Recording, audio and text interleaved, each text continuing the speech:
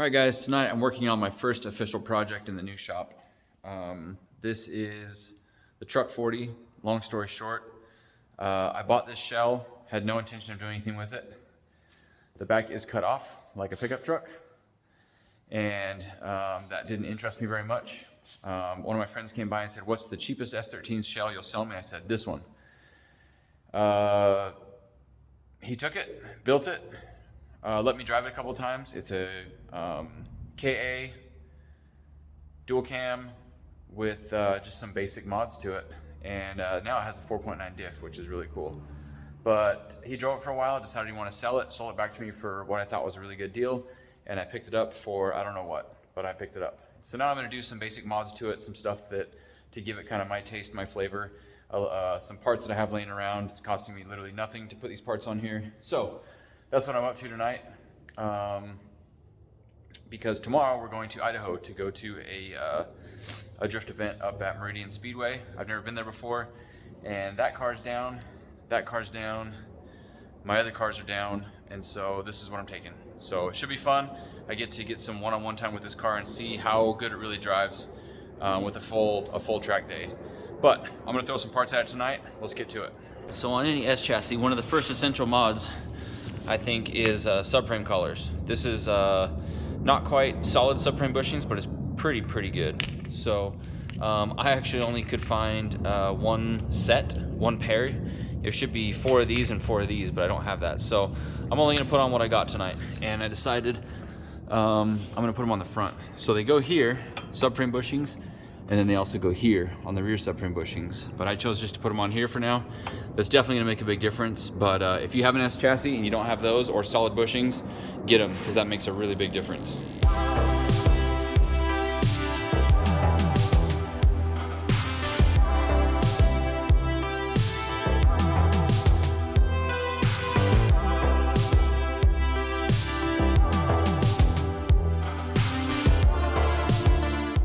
So I got the subframe collars installed. Next up is to pull apart the front end and put new suspension on it. So I've got some coilovers here.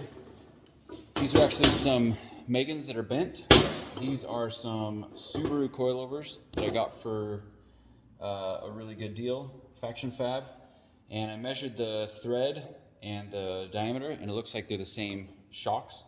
So I'm going to take the non-bent Subaru shock, put it with the lower mount of the S13, and try and build one pair of coilovers out of all 4 of these rears. The fronts, I have some stants. They look a little bit wet, so maybe they are starting to be blown, but I'm gonna take them apart, check the dampening on them, make sure it's good enough, put those all together, and then swap those out. Because since I had this stuff and it's all free, I'm gonna mess with that and then install that on the car.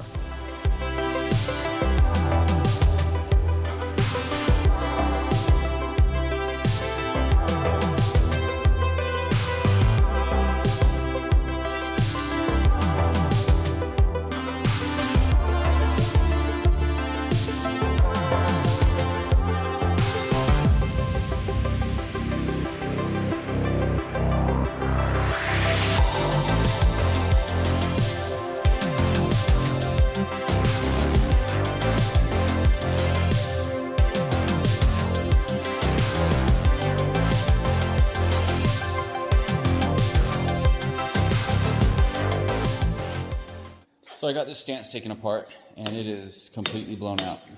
So I don't have time to do anything with that, so I am going to run the max speeding rods in the front. I'm going to put a little bit stiffer springs on them, and then I'll move to the rears and tear these down. So I'm going to tear this down, swap the spring out, and then see how it fits.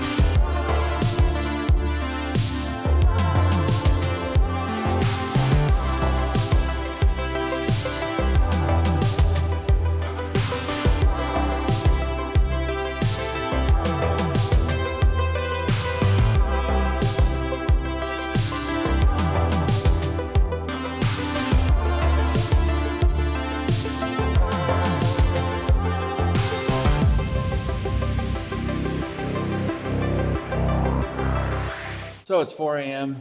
I'm finished up everything I wanted to do today. I put headlights on. I thought the starter was bad. I put a couple starters in it, and it actually turns out that it was a battery issue. So that was a major oversight. Spent a much time wasted on messing with that. So I put a different battery in. I'm charging that up. Should be good.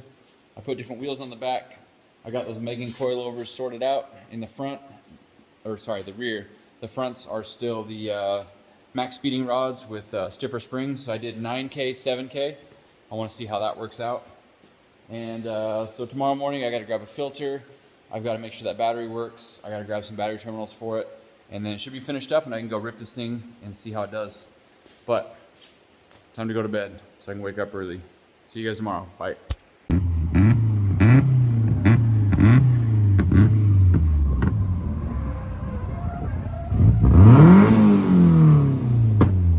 Getting better.